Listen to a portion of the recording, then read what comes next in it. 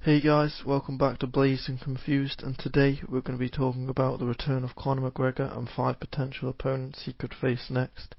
Now, I have been quite realistic with the opponents I believe he could face. I haven't gone with Charles Oliveira or anything like that, as I think Charles Oliveira will be taking some time out of the octagon after his war with Justin Gaethje, if it is to go that far, but I know Charles is quite prone to getting hit a lot, as we've seen against Michael Chandler. Dustin Poirier, they were able to land quite a few strikes on Charles Oliveira that were to hurt him, so I don't think that fight will happen, despite what Dana White says. I mean, maybe Charles might pull out the fight and look for Conor instead, but I highly doubt it. But coming in at number 5, we've got Jorge Massadell. Now, I think this is a big fight for both of their careers. They're both on a bit of a skid, and they both really need a win to cement themselves as, one of the biggest stars in the sport. Stylistically, it's a great fight. They're both high-level strikers. I think you could put Conor and Jorge, up there, maybe top 10, top 5 best strikers in the UFC. In my personal opinion right now, I think you have to place Izzy, Yan and Holloway. I think they're the 3, but I do think you could make a case for Masvidal and Conor, and even this fight would just further, cement that, and I think it would be a great showcase of striking. However, I do feel like Conor would beat Jorge Masvidal quite easily.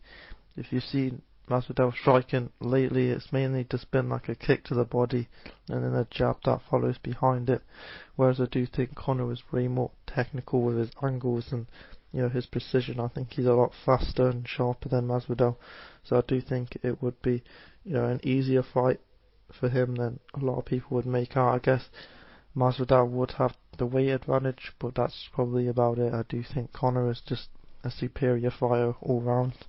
But coming in at number 4, quite a popular one, is Nate Diaz. Now, this would be a great fight for Conor to return to. I do think it would probably make the most sense.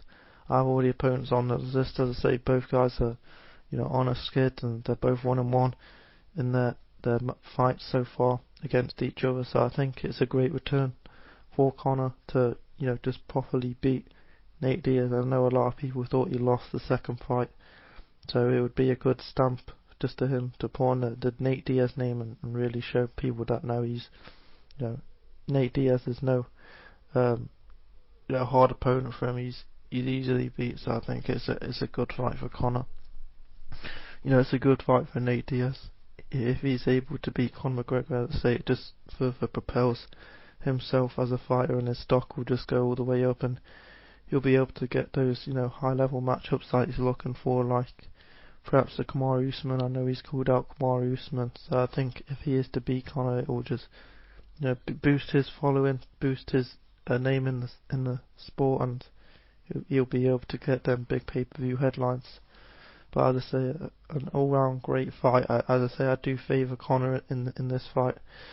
I think, depending on which weight class, I don't think they'd do it at lightweight, but I think welterweight, would be a good place to have this fight. I know Conor's even said that he wouldn't do it at lightweight, because he wants to beat Nate Diaz, at his natural weight. So I think it's an exciting fight for the fans. It's a great fight for Conor to return to. But coming in at number 3 is Michael Chandler.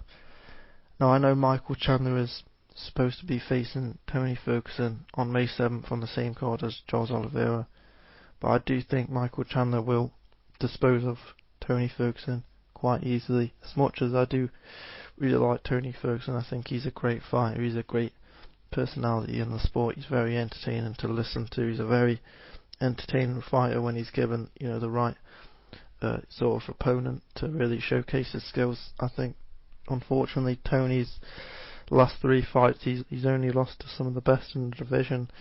Beneil didn't want to stand with him. I thought that would be a stand and bang. I thought Beneil would look for a highlight, but he seemed pretty timid by Tony's striking. His fight with Charles Oliveira was also quite similar. Oliveira just kept on taking him to the ground. So I think Michael Chandler is a good style matchup for Tony, and I think because of that, I think Michael Chandler, he's got power in both hands. He was able to knock down Charles Oliveira in the first round, win that first round. He's able to knock out Dan Hooker in the first round, so it's a big fight for both of them.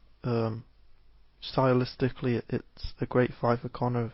Michael Chandler definitely, I think, would stand and bank with Conor and give him a really good fight. I think, he's probably the toughest fight for him on this list so far. Just a really good fight. Michael Chandler's also on a bit of a skid, so it makes sense for both fighters to really try and propel themselves back into the win column. But coming in at number 2 is Dustin Poirier. Now, I know these guys have fought 3 times already, but I think both guys have spoken about a 4th fight, and I do think a 4th fight would generate a lot of money. It'd probably be one of the biggest pay-per-views in UFC history. The bad blood that they had, especially coming into the 3rd one. Conor was hungry to get the win. Unfortunately, he injured his leg again, so it was a very unfortunate way to lose for him. I don't think Conor felt like he lost the fight, and because of that, I feel like a 4th fight is more vital for Conor. I mean, it doesn't really gain anything for Poirier other than money, but if he's able just to properly knock out or beat McGregor again, I think it would just put a stamp on that rivalry for good. And I think it's a tough fight for Conor to return to, because even though Poirier has just lost to Charles Oliveira, as I say, you could say that he even won the first round. He's a great fighter. He's a great striker in the sport. And Dustin Poirier, as I say, not an easy fight for Conor to return to, but an exciting one for the fans. Coming in at number 1 is Rafael dos Anjos. Now, this is a fight that I've been calling for about 2 years now, ever since Conor was scheduled to return after the Throny fight, and you called out Poirier. In my mind, I was thinking Rafael dos Anjos. I think he would have been, and still is, a good tune-up fight for Conor, just to showcase his skills, showcase his grappling, his striking. I do think RDA would definitely test him in all aspects of MMA, so I think it's a good fight for Conor just to return to, get his feet back in the sport, be a credible name, a former champion. I think beating RDA would, as I say, propel him into the top 5 of the division, and he's able to get the names like Dustin Poirier, Michael Chandler, and work his way up to getting a title shot again. As for RDA, if RDA is able to beat Conor, I know it's a fight that's been scheduled previously in the past, and I think Nate Diaz was the one who stepped up for RDA, but if RDA is able to beat Conor McGregor, that means Conor McGregor will be on a 3-fight losing streak, and he might even send him into retirement. So I think it's a good fight for both fighters, as I say, just to get a credible win. But if you look at RDA's last 2 fights, he's bought, in my mind, 2 fight of the nights. How RDA versus the dude he fought, how that didn't get fight of the night is beyond me. Renato Moicano, I mean, that was a great fight, and I think Massadell versus Colby got fight of the night over that, which is just baffling to me, considering Renato Moicano showed so much heart in that fight, and he was almost at one point getting finished. So I do think that definitely does show that RDA's got that killer instinct in him, and I do think as soon as he finds that sweet spot for Conor, I do think he could potentially even get the finish. But as for Conor, I do think it should be an easy fight for him to return to. RDA is quite old, he's getting quite slow, and as I say, Conor is one of the most precise strikers in the division, so I think, let's say, it should be a good night for Conor, and I do think this is probably the most realistic name for him to return to on this list. I think it would make the most sense for him. As I say, RDA is number 6 in the lightweight rankings. Conor McGregor is currently number 9, understandably, because he hasn't beat anyone top tier in the division recently. I think his last win at lightweight was Eddie Alvarez, which was, I think, about 4 years ago, and Eddie Alvarez is now in 1 championship. So I think Conor desperately needs a win. He desperately needs to get a ranked win to propel himself as still being not just one of the best stars in the sport, but one of the best fighters. But I hope you guys really enjoyed the video. I hope you liked my list. If there's any opponents that I didn't include you guys think he should face next, please let me know down below in the comment section.